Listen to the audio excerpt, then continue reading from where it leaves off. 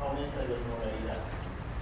Ahora, sumado a este sistema de contracorriente que se daba entre el asa descendente de Henle y el asa ascendente de Henle, participa lo que es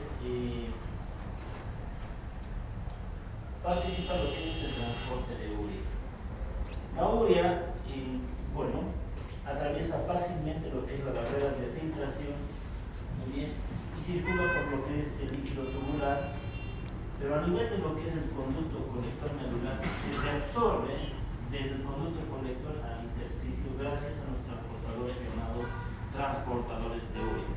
Los transportadores de urea, o UT, existen de dos tipos, A1 y A3. Estos transportadores de urea, entre los más importantes tenemos el A3 ubicado en los conductos colectores. Esto es fundamental. La urea se reabsorbe gracias al estímulo de la hormona antidiurética. Recordemos que esta hormona se produce a nivel de lo que es el hipotálamo, se libera en la neurohipófisis y llega al túbulo distal para reabsorber agua, pero al mismo tiempo tiene un efecto estimulador sobre los transportadores de urea, lo que hace que la urea pase desde el conducto colector medular hacia el intestino. De esta manera, la urea aporta de una segunda forma la osmolaridad elevada del intersticio. Pero existe lo que se llama recirculación. ¿Qué quiere decir eso? Que una vez que se reabsorbe, transitoriamente la urea se queda acá, porque luego se vuelve a secretar desde el intersticio hacia el asa de Henle. ¿Eso para qué? Para que haya un aumento constante de la osmolaridad. ¿Muy bien?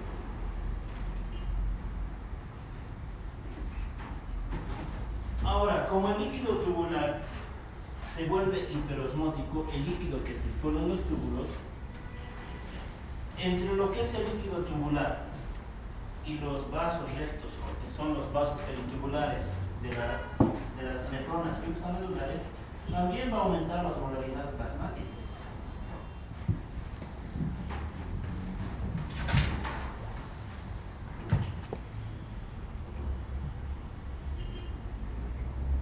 Acá tenemos el esquema de un glomérulo renal o de una nefrona, pero de una nefrona yuxtamedular.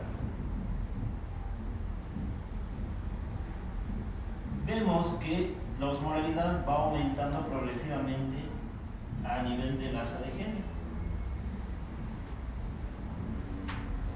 Ahora, recordemos que los vasos que rodean a las nefronas yuxtamedulares son conocidos como vasos rectos, Estos vasos rectos circulan alrededor del asa de Henle de las nefronas yuxtamedulares y funcionan de esta manera. Se dice que son vasos rectos que están dispuestos paralelamente a las asas de Henle, en paralelo y en serie. Ahora, como la osmolaridad del líquido tubular es alta, esta se debe equilibrar con la osmolaridad de los vasos rectos. ¿Cuánto llegaría a ser la osmolaridad de la sangre que circula en los vasos rectos? 300, Pero acá aumenta la osmolaridad en el líquido tubular, entonces esta también se tiene que igualar, Recordemos, en las clases básicas de lo que es difusión y transporte, cuando existe dos compartimientos separados por una membrana semipermeable, los solutos de un compartimiento A, por ejemplo, donde existe mayor concentración de solutos, a un compartimiento B, donde existe menor concentración de solutos, en una segunda fase estos se igualan, Existe la misma concentración acá y existe la misma concentración acá. Eso se debe gracias a la difusión de los solutos, Lo mismo pasa acá. Como el líquido tubular se hace hiperosmótico, los vasos rectos llegan a aumentar su osmolaridad plasmática, siendo acá aproximadamente de 1200. Y eso es lo que representa este gráfico.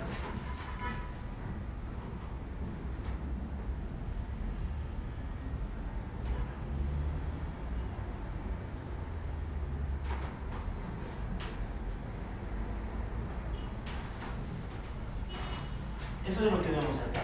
Esto no es el asa de Henry, esto es un vaso recto. Y vemos cómo su osmolaridad del vaso empieza a aumentar.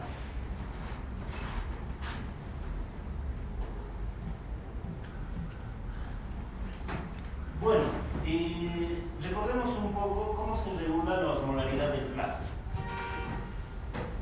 La osmolaridad del plasma es muy importante para mantener el medio interno, para que las actividades celulares se mantengan de forma regular y normales. Ahora, la osmolaridad plasmática también va a depender de la osmolaridad urinaria. Recordemos que la osmolaridad plasmática es entre promedio 300 milismoles, ¿no? Y tenemos que tener los valores de sodio. El sodio en plasma, ¿no? Esos valores deben dominarlos, es de 135 a 145 miliequivalentes por litro. Cuando es menos de 135, esto se denomina como hiponatremia. Cuando es más de 145, esto se denomina como hipernatremia. Existen diferentes formas para calcular la osmolaridad plasmática, ¿no? ¿Dónde puede participar el sodio, el potasio, ¿no? Tenemos el BUN que es el nitrógeno ureico sérico, o puede participar la urea, ¿no? Tanto el BUN como la urea son productos nitrogenados del catabolismo, ¿no? De las proteínas, ¿cierto? Es el resultado del catabolismo de las proteínas. Y también participa la glucosa. ¿Por qué participan estos electrolitos principalmente, o estos solutos, principalmente el sodio, la glucosa y el BUN o la urea? ¿Por qué creen? ¿Y por qué no participa el calcio? ¿Por qué no participa el magnesio? Porque son los más reabsorbidos. No necesariamente, sino porque son los solutos más osmóticamente activos. ¿Qué es ósmosis? ¿Recuerdan? Es el paso de agua de un lugar, ¿no?, de menor concentración de solutos a un lugar de mayor concentración de solutos. En otras palabras, un soluto osmóticamente activo es aquel que atrae ¿qué? Agua. Entonces el sodio, la glucosa, la urea, el BUN son solutos que atraen agua. Muy bien. Entonces por eso forman parte de lo que es la fórmula de la osmolaridad plasmática. Ya. Bueno, para mantener esta osmolaridad en 300 milismoles de promedio, existen, ¿no?, dos mecanismos fisiológicos para mantener. Uno, el sistema osmorreceptor, donde interviene el ADH, y el mecanismo de la célula. Vamos a hablar del sistema osmorreceptor de la ADH o hormona antidiurética. Esta zona o este sistema osmorreceptor tiene zonas de estimulación. ¿Cuáles son las zonas de estimulación? La zona osmorreceptora, muy bien, la región anteroventral del tercer ventrículo y la zona barorreceptora. La zona osmorreceptora se encuentra en el hipotálamo anterior, muy bien, en el hipotálamo anterior. Esta región del hipotálamo anterior, muy bien, detecta los cambios de osmolaridad plasmática. Recordemos que ¿dónde se produce la ADH? En el hipotálamo, en los núcleos supraóptico y paraventricular, ¿no?, conjuntamente con otra hormona. ¿Cuál es esa otra hormona? Oxitocina. La oxitocina, ¿no es cierto? La oxitocina es una hormona que participa, ¿no?, fundamentalmente durante el embarazo, ¿no?, y durante la lactancia, ¿no es cierto? También se dice que participa, ¿no?, en lo que es los sistemas de castigo y recompensa, en parte de lo que es las emociones, ¿no? Algunos lo conocen como la hormona del amor, ¿no es cierto? Ok, entonces la ADH se produce en el hipotálamo gracias a que, ¿no?, existe esta zona osmorreceptora que detecta los cambios de osmolaridad.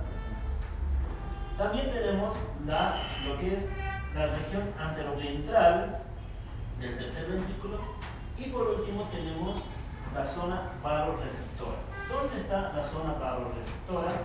La zona barorreceptora, ¿qué es barorreceptor? ¿Qué entienden por barorreceptor? ¿Es un receptor de qué? Presión. ¿No? tenemos el corazón, ¿no? Tenemos la arteria.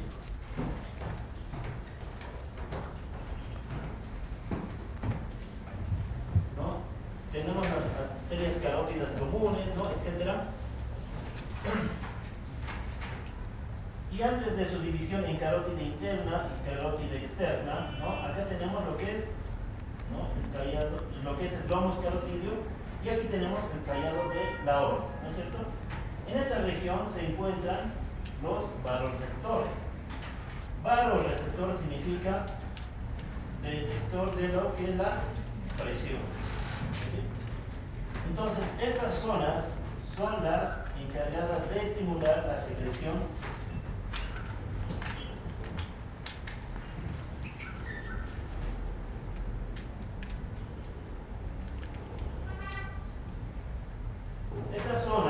son las encargadas de estimular la secreción de ADH, esas tres zonas. Ahora, si bien estas tres zonas que hemos dicho, el hipotálamo anterior, el tercer ventrículo y lo que es los barorreceptores, ¿no? Estimulan la secreción de ADH, pero ¿cuál va a ser el factor desencadenante para que estas zonas se estimulen? Que la osmolaridad plasmática aumente más de 300 milismoles, o sea que exista una hiperosmolaridad plasmática. Entonces, ¿cómo funciona esto?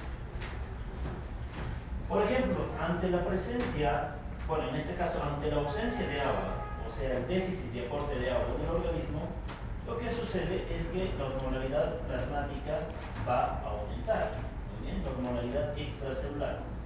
Esto va a estimular las zonas osmorreceptoras que ya hemos visto. ¿Para qué? Para que aumente la secreción de la ADH en la hipófisis posterior. Es muy importante saber diferenciar esto, ¿no? Que también lo vamos a volver a ver en fisiología endocrina. Si bien la ADH se produce en el hipotálamo, en los núcleos ya mencionados, esta se almacena en la neurohipófisis. Muchas veces les hacen confundir, ¿no? Dígame dónde se produce la ADH. Todos dicen en el hipófisis, en el lóbulo posterior. En realidad se produce en el hipotálamo, pero se almacena en la neurohipófisis. ¿Bien?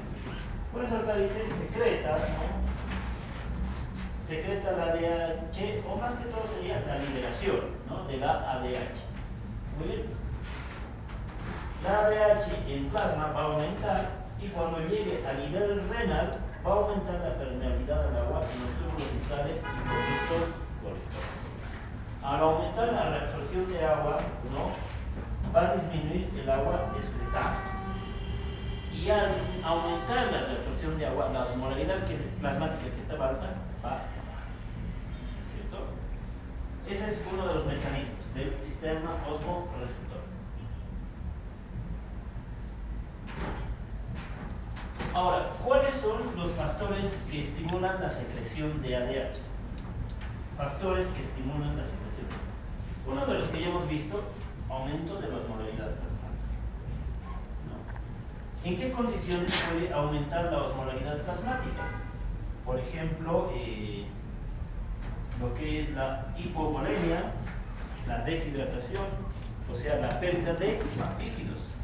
Si tenemos una persona que esté con vómitos recurrentes, por ejemplo, tras una intoxicación alcohólica, tras una transgresión alimentaria, va a perder mucho líquido y eso va a aumentar la osmolaridad plasmática, ¿no? Como segundo ejemplo dice, o disminución del volumen de sangre, o sea, ante situaciones de hipovolemia. ¿Qué condiciones pueden llevar a una hipovolemia? Hemorragias, ¿no es cierto? Principalmente, hemólisis también puede producir hipovolemia, entre otros, ¿no? Ante el descenso de la presión arterial. Por eso la ADH también su otro nombre conocido es como vasopresina. Uno de los efectos de la ADH es reabsorber agua, ayudar en la reabsorción de urea, pero otro de los efectos colaterales es una vasoconstricción, como la angiotensina 2, la endotelina, es un potente vasoconstrictor, porque el descenso de la presión arterial esta hace vasoconstricción. De esa manera eleva la presión. Otros menos comunes, las náuseas e hipoxia. Pero existen fármacos que también van a aumentar la secreción de ADH, como la morfina, la nicotina ¿no? Y la ciclofosfamida. Del otro lado tenemos factores que inhiben la secreción de ADH, o sea que en todo caso van a inhibir la reabsorción de agua, como por ejemplo la disminución de la osmolaridad plasmática. ¿En qué casos disminuiría la osmolaridad plasmática? ¿En qué casos creen? Ante la retención de líquido, ¿no? ¿Qué condiciones llevan a que una persona retenga agua? Sobre todo en condiciones patológicas. ¿Qué condiciones? La diabetes, ¿en qué sentido haría que retenga agua? Si esta trae complicaciones cardiovasculares o renales. Yendo por ese lado, los pacientes cardiópatas, ¿no?, tienen una disfunción ventricular del ventrículo izquierdo, la cual hace que no bombee adecuadamente, ¿no?, sangre. Eso hace que entre el paciente en insuficiencia cardíaca y retenga agua, ¿no? Lo que ya habíamos comentado en clases previas, hay un edema, ¿no? Hay un edema, un aumento de agua, tanto en el líquido intravascular como en el extravascular. En esas condiciones, por ejemplo, disminuye la osmolaridad plasmática. Esto es algo particular que por ejemplo habíamos comentado en una de las clases prácticas. ¿Recuerdan lo que es el valor normal de la creatinina? Es de 0,7 a 1,3 miligramos. Esta variaba de acuerdo a diferentes circunstancias, por eso no es un marcador ideal para la función renal. Dependía de la masa muscular, ¿no?, del peso.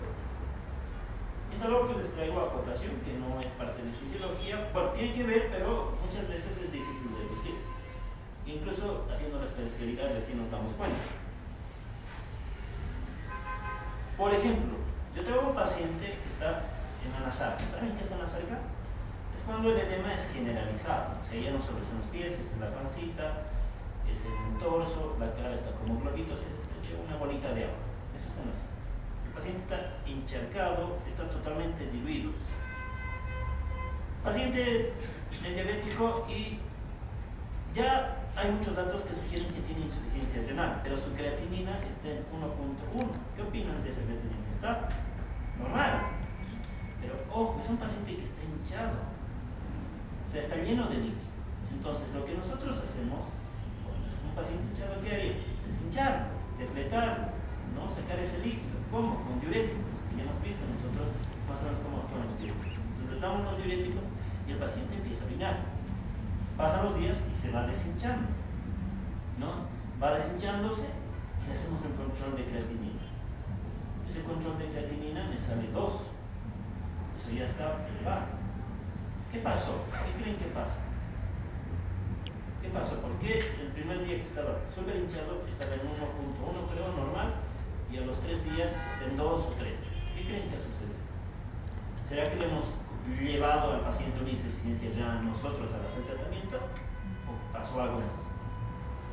Es lógica, muchachos. Tienen que aplicar la fisiología lógica. Tenemos a un paciente, ¿no?, que en su circulación existe sobre todo más agua, ¿no? También en el tercer espacio, intersticio, ¿no? Y aquí están los solutos de creatina. Pero después de deshincharlo, o sea, después de retirarle todo el agua, ¿no?, bueno, tiene menor cantidad de agua y tiene la misma concentración de creatinina o de solutos. ¿Qué pasó? Que la sangre estaba diluida. Entonces, una vez que tú lo llevas a una circunstancia o un estado ya no estable, le quitas el excedente de líquido, te da el valor, ¿qué? El valor real. Eso es lo que sucede en la práctica. ¿Se van a acordar de mí? Si en algún momento hacen medicina interna, después de deshinchar a un paciente, se elevan los solutos, después de quitarle líquido. Y es algo que pasa. Suele ser una pregunta de la visita médica residente, ¿no? ¿Por qué la creatinina se ha elevado? No, es que la estamos conllevando nosotros como a una insuficiencia renal, o sea, estamos haciendo iatrogenia. Iatrogenia es cuando el paciente sufre una alteración secundaria a un procedimiento o una indicación médica, ¿no? Entonces, eso es lo que sucede. En pacientes, por ejemplo, que se llenan de líquido, no tenemos valores reales de los solutos. Pero ese aumento de líquido conllevaría que se inhiba la secreción de la ADH.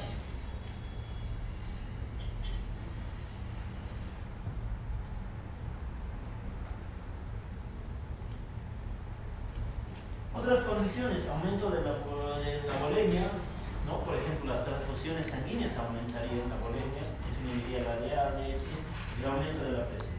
Como ya les había dicho, hay fármacos que van a inhibir la secreción de la ADH y sustancias como el alcohol, la clonidina, entre otros.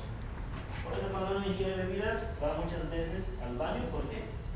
No, porque no hay ADH. Bueno, ese era el mecanismo osmoreceptor. Ahora pasamos al mecanismo de la sed. El centro de la sed se encuentra en la pared anterolateral del tercer ventrículo, muy bien, también en el núcleo preóptico. Este centro de la sed, muy bien, responde al incremento de la osmolaridad plasmática o al descenso del volumen arterial circular.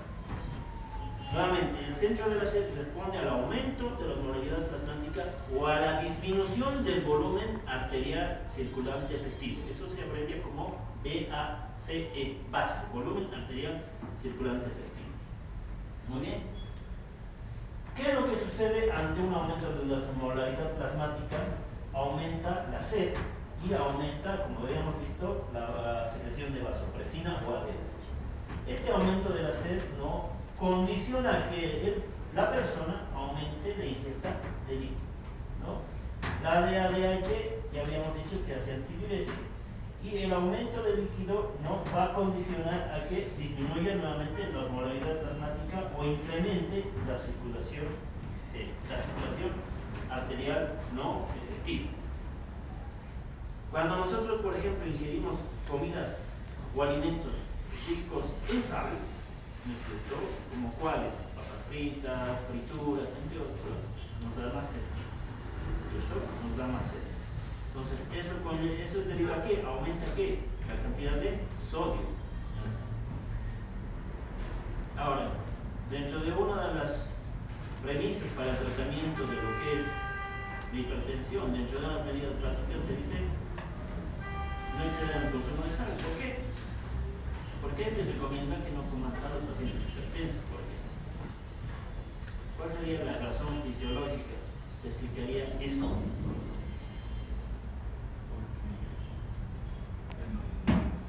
Porque la sal aumentaría la cantidad de agua en la sangre, por tanto, se acercaría más. Ya, muy bien. Nosotros tenemos una ingesta crónica que significa prolongada de sodio, está a reabsorberse a nivel renal. Si se reabsorbe el sodio a nivel renal, aumenta el sodio extracelular. El aumento del sodio extracelular conlleva aumento de la osmolaridad plasmática y el aumento de la osmolaridad plasmática atrae agua. ¿Y qué es la presión arterial? Es la fuerza de densidad de la sangre sobre una superficie. O sea, el paciente, pese a que haga su tratamiento farmacológico, si no reduce la sal en su dieta, pues va a condicionar a que este paciente sea un hipertenso de difícil control, ¿no? Por eso, una de las medidas es reduzca la sal o retire la sal de la mesa.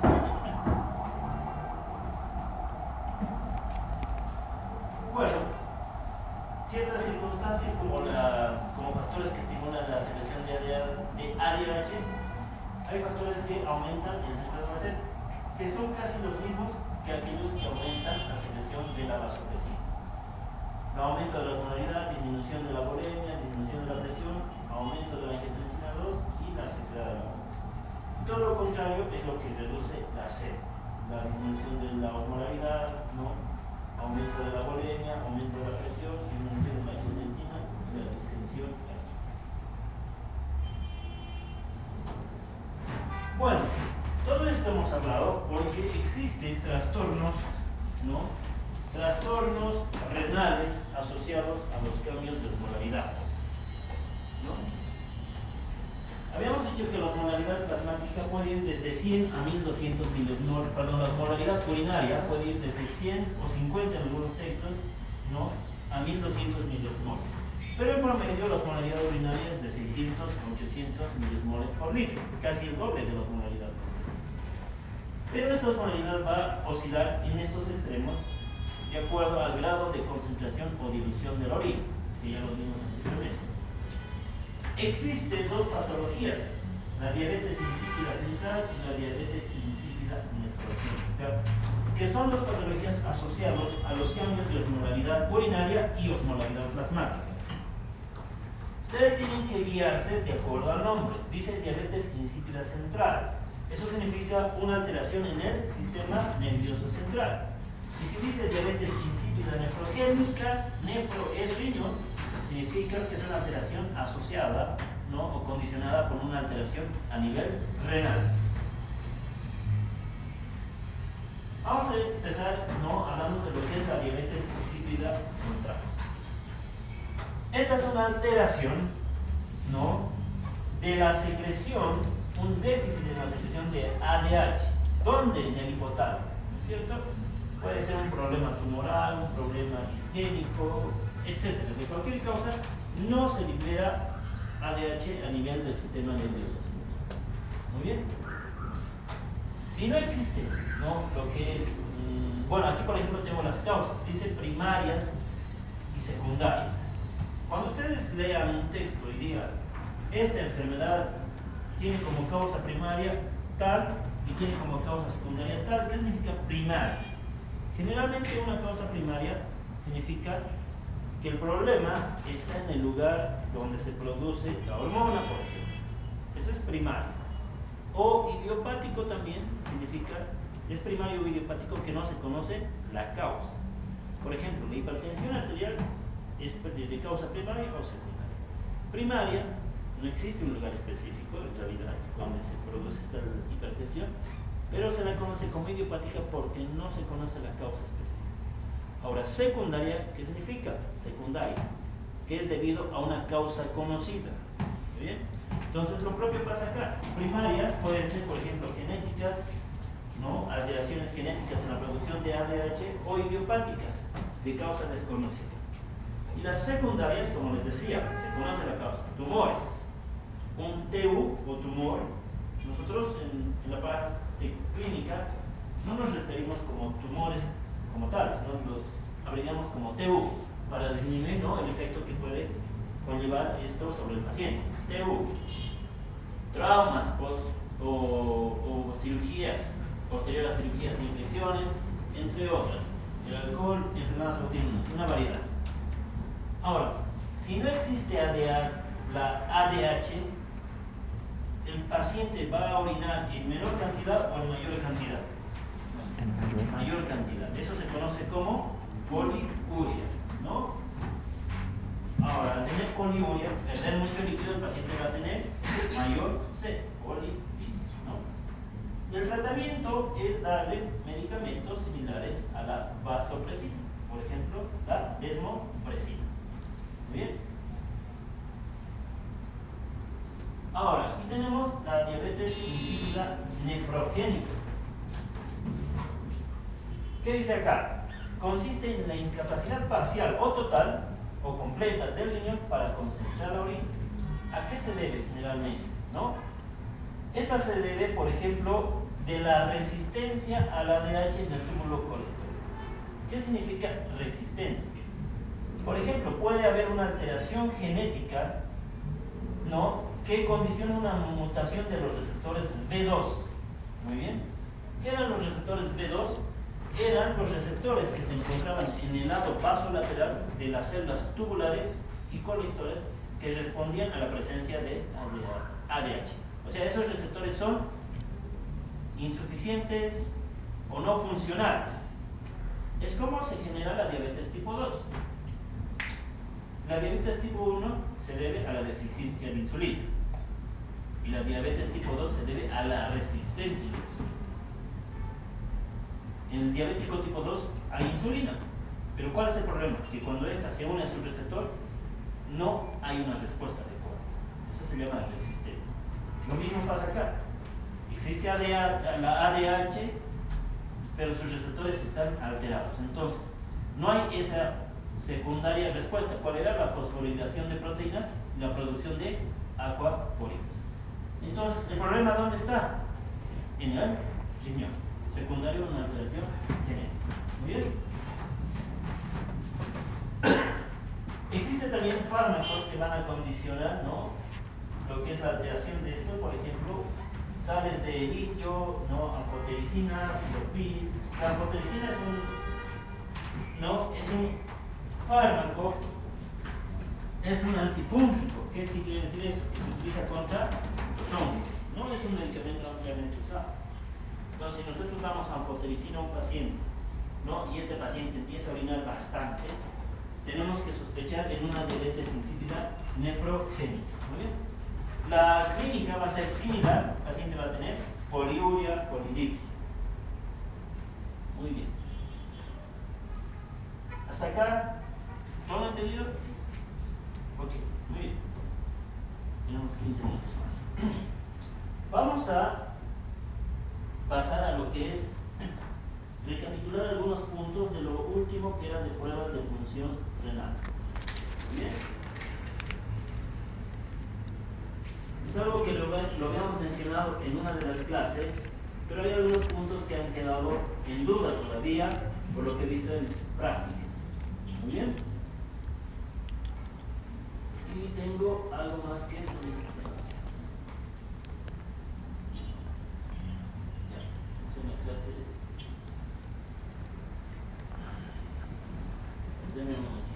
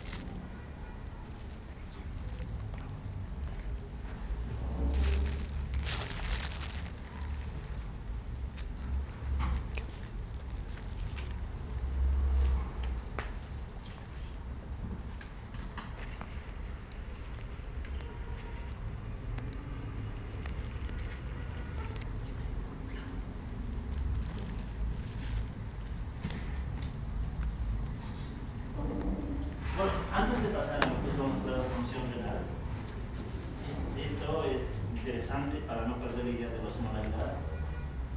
Nosotros podemos calcular la osmolaridad urinaria en base a una prueba que es la densidad urinaria del examen de orina. Esto lo vamos a ver la siguiente semana, las teóricas y las subsiguientes en práctica. Se puede asociar la densidad urinaria a la osmolaridad, no significa lo mismo, pero es casi similar. A diferencia de la osmolaridad, que depende del número de partículas en la orina, la osmolaridad urinaria, esto de la densidad depende tanto del peso molecular como del número de veces. Si bien la osmolaridad es de 600 milimoles, tenemos lo que es la densidad urinaria, que es de 1010 a 1030. Cuando una densidad es menos de 1010 se conoce como hipostenuria, y cuando es más de 1030 como hiperestenuria. La densidad nos permite asociar a cómo está la osmolaridad urinaria. Si la densidad es menos de 1010, ¿cómo creen que esté la osmolaridad urinaria? ¿Alta, normal o baja? Baja, porque nos habla del número de partículas y el peso molecular en la orina. Si la densidad urinaria está más de 1030, la osmolaridad urinaria es muy posible que también esté elevada. Y lo que les decía, ¿no?, una orina diluida con una osmolaridad baja se va a ver de esa manera, y una orina concentrada de esta. ¿En qué casos, por ejemplo, la osmolaridad urinaria, bueno, primero, la densidad urinaria va a estar disminuida? Ante el uso de diuréticos, son fármacos que aumentan la producción de orina, ¿no? En ese caso, ¿por qué va a estar disminuida la osmolaridad urinaria? Porque se libera más o se excreta más agua. Segundo, la diabetes insípida. Ya hemos visto, acabamos de ver, ¿no? No se reabsorbe agua porque falta ADH ADH o hay falta de respuesta al ADH, ¿no? En el hiperaldosteronismo es otra causa que provoca disminución de la densidad. Y de forma contraria, ¿qué condiciones pueden elevar la osmolaridad urinaria? Por ejemplo, la glucosuria. ¿Qué es glucosuria? La presencia de azúcar en la orina, ¿no? En diabéticos, por ejemplo, ¿no? Y en el SIHAP, ¿saben qué significa SIHAP? Síndrome inadecuado de secreción de hormona antidiurética. ¿Qué significa eso? Que hay un tumor, por ejemplo, a nivel del hipotálamo que aumenta excesivamente la producción de ADH. Y si hay aumento del ADH en la circulación sanguínea, a nivel renal va a hacer ¿qué? Que se le absorba más agua. Y por eso la densidad urinaria va a aumentar, ¿no? Y esto es algo muy interesante porque se puede calcular la osmolaridad urinaria a partir de la densidad urinaria. Traigo a cotación esto porque es algo práctico. Y esto suele ser una pregunta de la parte médica cuando estén en el hospital. ¿Cómo sabe la osmolaridad urinaria de este paciente solo sabiendo el examen de orina? No. Dice, no, si la densidad urinaria nos sale en el examen de orina de 1025, dice tomar las últimas dos cifras, o sea, el 25 y multiplicarlo por 40. 25 por 40 nos da 1000. Entonces, asumimos que la osmolaridad urinaria de este paciente es de 1000 milosmoles por kilogramo.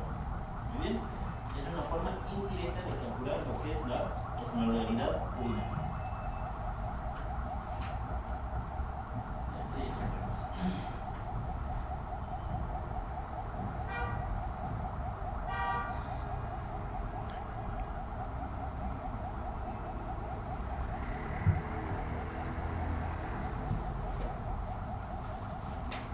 Bueno, para ir culminando todo este capítulo de renal,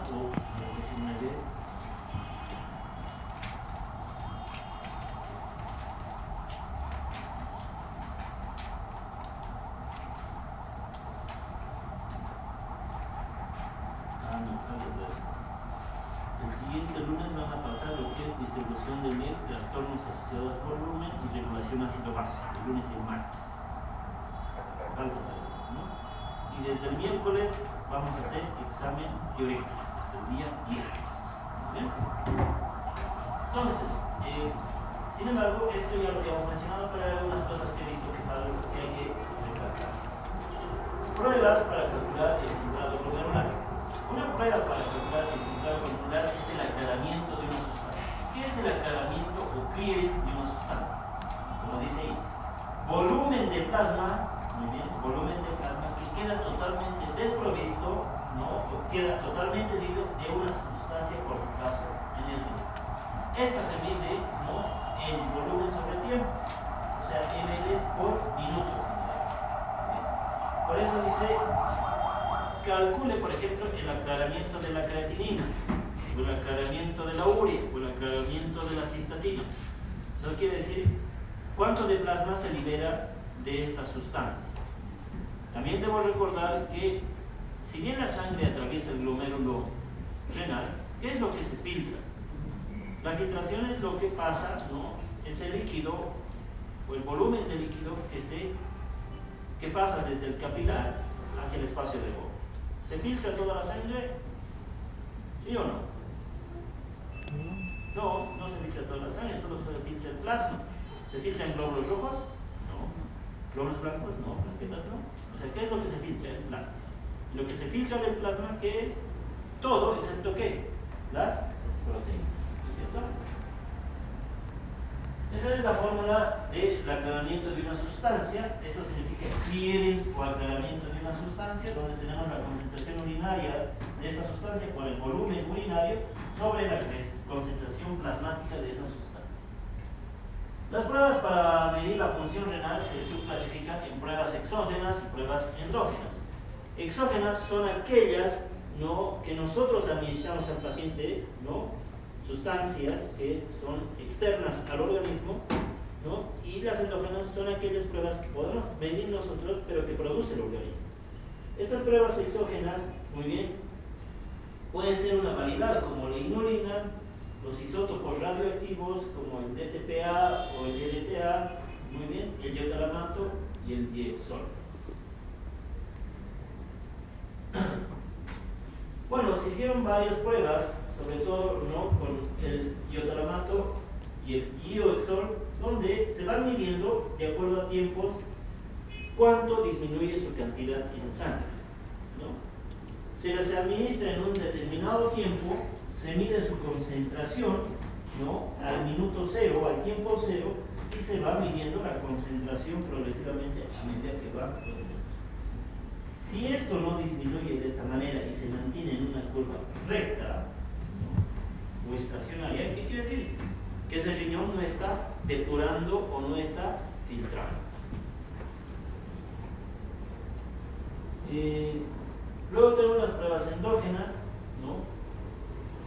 Dentro de las pruebas endógenas se usa generalmente la creatinina, pero no es el marcador ideal para medir la función renal, porque esta va a variar de acuerdo a diferentes circunstancias: peso, talla, condiciones fisiológicas como el embarazo, etc. Además de que la creatinina, si bien se filtra al 100%, esta se secreta a nivel de los túbulos en un 10 a 15%. Eso significa que la excreción total de creatinina va a depender de lo que se filtra más lo que se secreta. ¿Muy bien? Ahí tienen los valores normales de la creatinina en varones o en mujeres, que eso es fundamental que lo conozcan, ¿no? Porque cuando ustedes analicen un estudio de laboratorio, cuando analizan un paciente o revisan un paciente, le van a pedir generalmente pruebas básicas. ¿Saben cuáles son las pruebas básicas que se pide a un paciente? En general, de cualquier tipo de patología por la cual ve. Lo primero que pides a un paciente es un hemograma. Esto nos da una idea de las condiciones hematológicas de este paciente, algo que ya hemos visto, ¿no? Ver todo lo que es serie roja, serie blanca. ¿Qué más pides a un paciente? Pruebas básicas.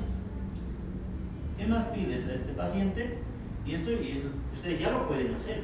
Si alguna vez se les acerca algún familiar, creo que me siento mal, etc., ustedes ya le pueden decir qué pruebas hacer. Hemograma.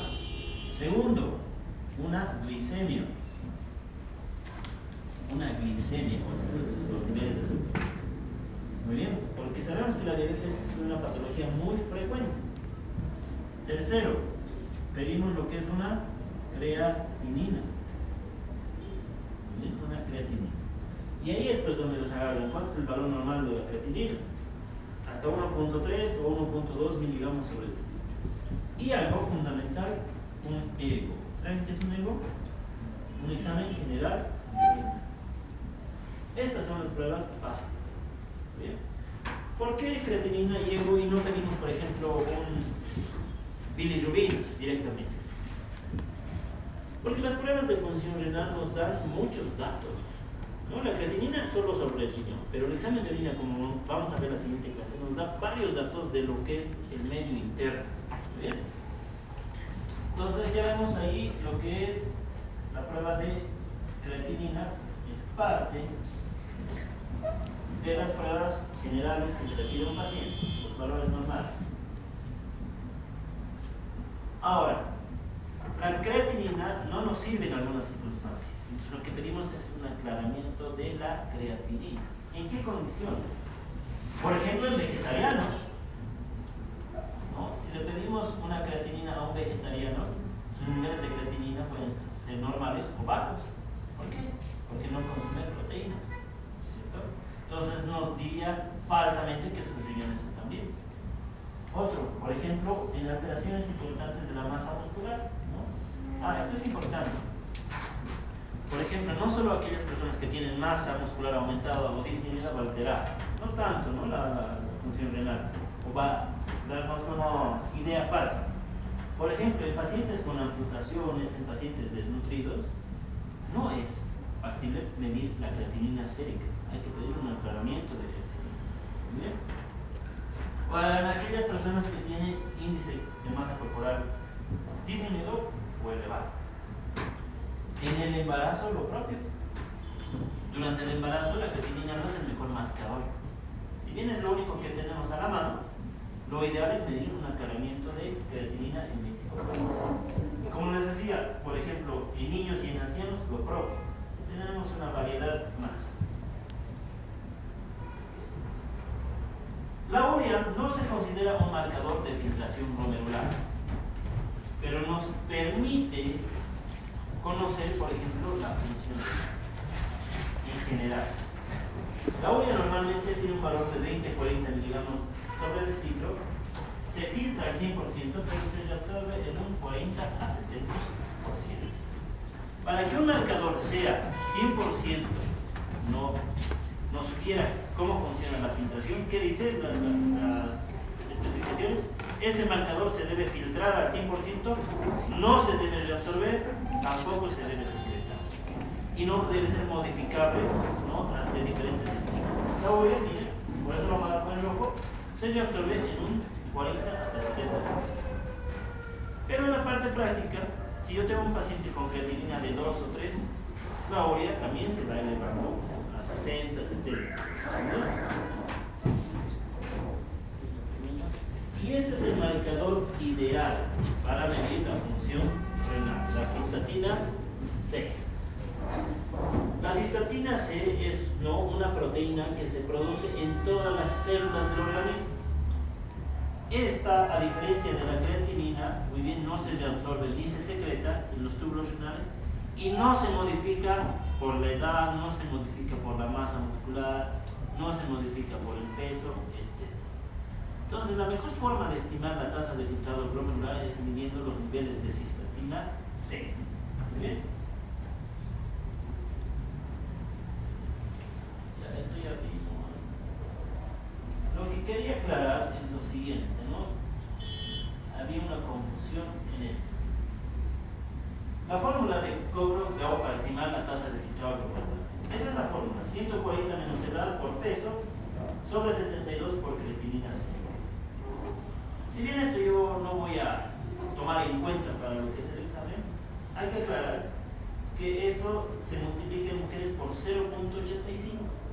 Muy bien, por 0.85 todo el resultado.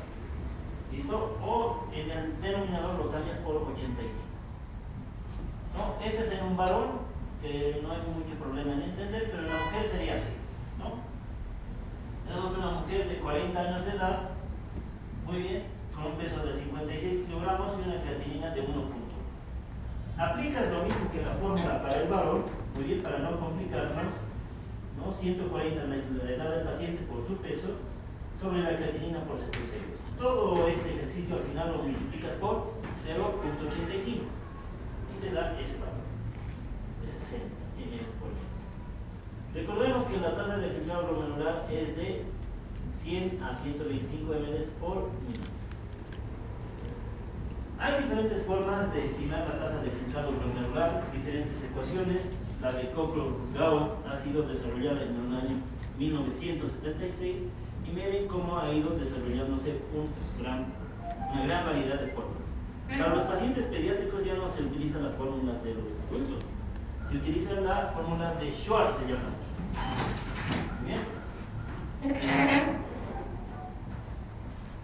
Y aquí tengo algunas consideraciones importantes. La fórmula de Cockcroft-Gault subestima, ¿no?, lo que es el clearance de creatinina en pacientes con edad avanzada, obesidad y en estados edematosos. O sea, ¿no?, nos da un valor inferior. La MDD del 2006 también subestima la tasa de filtrado glomerular en aquellos pacientes con valores, ¿no?, de tasa de filtrado altos. En cambio, esta fórmula que se llama CKD-EPI, que ahí tienen, ¿no?, la abreviación colaboración sobre la epidemiología de la enfermedad renal crónica, que esa es la fórmula, dice es imparcial en todo el rango de la tasa de filtrado glomerular. O sea, en pacientes con tasas de filtrados elevados, en ancianos o niños, esta sobre todo es más recomendada en adultos.